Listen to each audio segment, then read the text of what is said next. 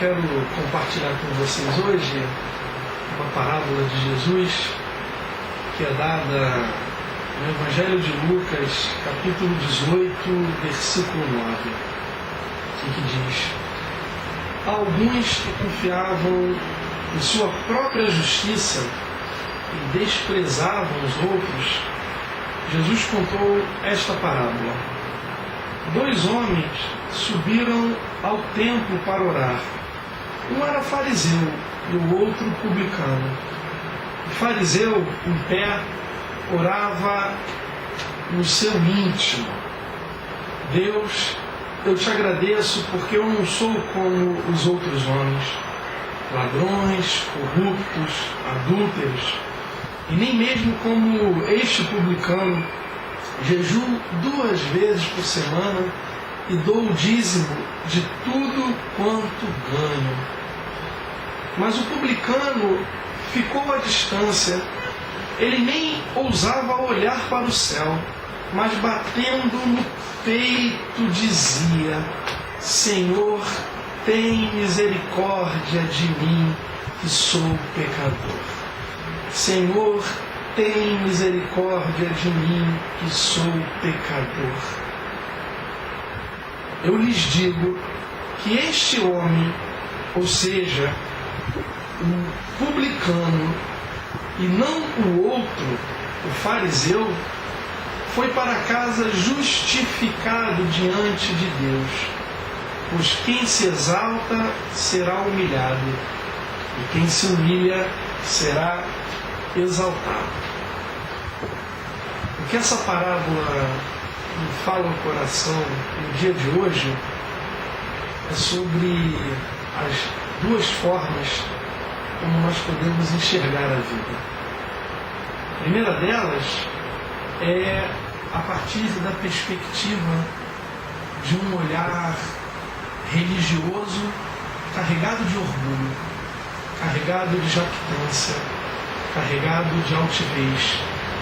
Um olhar que consegue perceber a trave que se encontra nos olhares à sua volta, mas que não consegue perceber a própria trave que carrega sobre o próprio olho. Um olhar que não consegue discernir o próprio coração. Um olhar que não consegue enxergar a verdade da própria vida. E há um elemento sutil nesse texto, que é a afirmação de Jesus de que esse fariseu, que carregava tal olhar religioso, ele orava no íntimo do seu ser. Ele orava com o coração que ele conseguia compreender como o todo da verdade sobre a sua vida. Essa não era uma oração hipócrita. Essa era a oração de um homem que acreditava naquilo que dizia sobre si mesmo. E o que isso significa é que alguns equívocos que nós carregamos sobre a nossa vida podem se tornar verdades absolutas em nós. Alguns equívocos que nós carregamos sobre a nossa vida podem se tornar verdades absolutas em nós. E quando isso se solidifica no nosso ser, nem Deus nos convence do contrário. Porque você deve recordar bem das inúmeras arguições de Jesus em relação aos fariseus, e que não conseguiam perceber aquilo que lhes era tão explícito na fala de Jesus. Porque havia dentro deles um sentimento cristalizado sobre uma verdade que lhes era verdade, sendo que não era verdade segundo a perspectiva de Deus sobre a vida deles.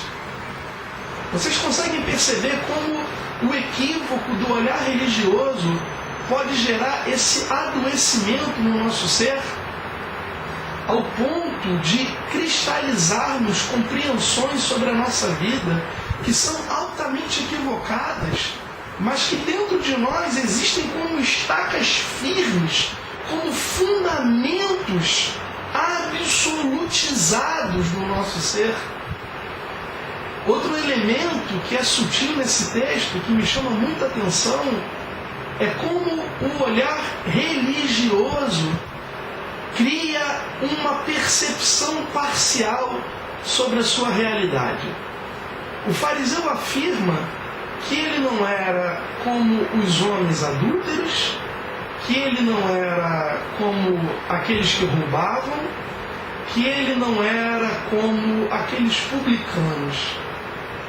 E tudo isso, em parte, era verdade, segundo a compreensão que ele carregava sobre o significado de roubar, sobre o significado de adulterar e sobre o significado de ser um publicano. É claro que era uma compreensão superficial, porque o roubo que ele praticava era de outra natureza, porque o adultério que ele praticava era de outra natureza, e porque o espírito publicano que ele carregava era de outra natureza. Mas dentro da compreensão do pacote de moralidade, ele não conseguia se enxergar em nenhuma dessas categorias.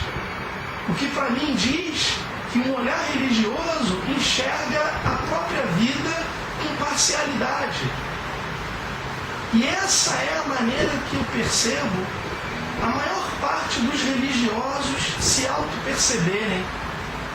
Se eles não bebem, se eles não fumam, se eles não matam, se eles não cheiram, então está mais do que bom.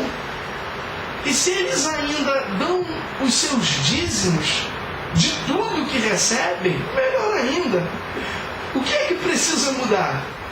Na vida de alguém que paga os seus impostos, que não dá um tapa no rosto da mulher, que já não adultera mais dentro de um bordel, que já não violenta mais fisicamente a vida de um indivíduo que lhe seja contrário a alguma posição, então está mais do que bom. E para completar o pacote, ele ainda frequenta semanalmente os encontros da igreja, ele dá o seu dízimo fielmente, então precisa mudar o quê? Graças a Deus que eu já não estou mais nesse mundo. Graças a Deus que agora eu me tornei um diácono da igreja do Senhor. Graças a Deus que agora eu sou um presbítero do Senhor. Graças a Deus pela vida estribada moralmente na qual eu vivo hoje. No fundo, hipocrisia. No fundo, ele sabe que tudo aquilo é só um verniz que besunta, que cobre os verdadeiros buracos escondidos no interior da madeira. Mas o seu olhar para a vida a partir de si mesmo é um olhar de parcialidade. É o olhar de alguém que pega um pacotinho e enxerga que esse pacotinho não lhe pertence mais, não percebendo que outros pacotes muito mais sérios nunca foram desembrulhados do interior do seu coração. E isso é o que o olhar religioso faz sobre nós. Enxergamos a necessidade de mudança em tudo e em todos, mas já não conseguimos mais enxergar a real necessidade de mudança dentro de nós mesmos. Afinal de contas, eu já não danço mais, eu já não bebo mais, eu já não fumo mais, eu já não me pico mais, eu já não faço mais nada daquilo que outrora era rejeição ao Senhor, e agora, glórias a Deus, eu já vivo como um novo homem, sabendo eu, lá no fundo, que o novo homem de fato nunca se manifestou nas regiões mais intrínsecas do meu ser. E tudo que eu experimentei foi um processo de mudança superficial da embalagem. Mas há um segundo olhar nessa história, que não é o olhar da arrogância religiosa, é o olhar do publicano, que é aquele que se enxerga e que se conforma com aquilo que vê. É aquele olhar que se percebe, que se reconhece, que confessa batendo no peito, que sai justificado por essa confissão Porque ser justificado por uma confissão significa que eu enxerguei a verdade que há em mim, mas que nunca se regenera no seu entendimento.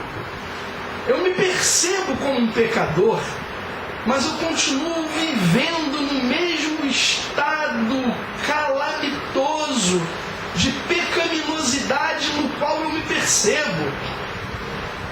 Eu me percebo como um indivíduo que, uma vez iluminado, como um insight pela graça de Deus, carrego mazelas profundas no meu interior que me fazem bater no peito e dizer: Senhor, tem misericórdia de mim. E como o Senhor é longânimo, como o Senhor é misericordioso, Ele me torna justificado pela minha confissão de verdade, mas nem por isso eu me torno regenerado. Porque eu não tenho coragem de cortar a mão que me faz pecar, a fim de que eu ganhe vida no corpo, de arrancar o olho que me faz pecar, a fim de que eu enxergue com plenitude e vida no Senhor. Esse é o olhar do publicano. Esse é o teu olhar. Possivelmente, você não nega a tua realidade. Você se percebe. Você se discerne.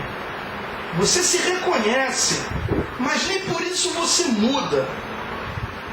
Isso me faz lembrar de uma outra parábola de Jesus, em que o pai pede a 2 filhos que fossem à vinha trabalhar. O primeiro diz logo de chegada: eu não vou, mas depois se arrepende e vai. E o segundo, que possivelmente seja você é o que diz: eu vou, papai, mas não vai coisa nenhuma. E o Senhor pergunta: quem foi que fez a vontade do Pai? Senão aquele que disse: eu não vou, com honestidade, com franqueza, mas ao longo do caminho sofreu um processo legítimo de metanoia, de conversão da mente, e resolveu obedecer a palavra do Pai. Mas o segundo filho, aquele que tem um discurso politicamente correto, aquele que carrega todo aquele pacotinho de santidade fajuta e que diz: eu vou, papai, quando de fato não vai. Não vai com o coração, não vai com a mente renovada. Não vai. Reconhece a voz do pai pedindo, percebe a necessidade de ir, diz que vai, mas não vai. Esse é o olhar de um publicano, que bate no peito e diz: eu sei que é assim, Senhor. Eu sei do meu estado, eu sei da minha condição, eu sei que eu preciso ir, e o que é pior, eu digo que vou. Porque com a sua hipocrisia, a cada domingo, ao levantar as mãos, ao fazer aquelas declarações superficiais, sustentadas numa emoção de momento, o que você diz o tempo todo é que você vai, que agora é para valer, que agora é o momento, quando você não vai coisa nenhuma, porque no fundo do seu coração você já está resolutamente decidido a não ir. Porque o teu olhar é esse olhar de alguém que já se percebe, de alguém que já se reconhece, mas que ignora o dom da graça que te iluminou um dia, que te abriu o caminho da mudança, porque confia que o Senhor é misericordioso, e Ele de fato é, que confia na justificação do Senhor, e Ele te justifica todas as vezes que o teu coração se revela na verdade,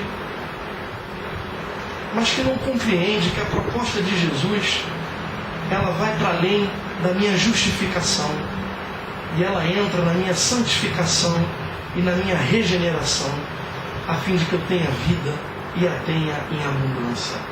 Por isso, meus irmãos, não pensem nem além, nem aquém daquilo que lhes convém. Queiram se enxergar, e uma vez se enxergando, tenham coragem de mudar, em nome de Jesus. Pense nessa palavra, porque ela é evangelho que muda a vida. Um beijão no teu coração. Fica na paz.